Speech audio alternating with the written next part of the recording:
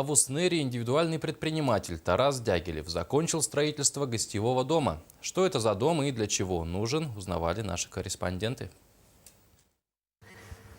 Еще осенью нам казалось, что работы здесь непочатый край. И вот сегодня мы снова в гостях у индивидуального предпринимателя Тараса Дягилева. В прошлом году уже с женой посовещались, у нас семья, да, что и решили построить дом.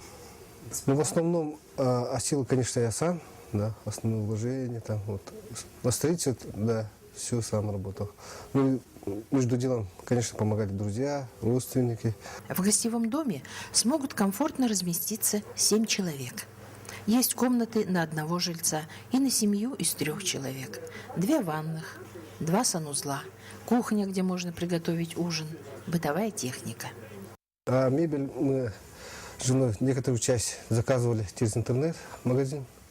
А, ну, и 50% мы покупали из города Якутска.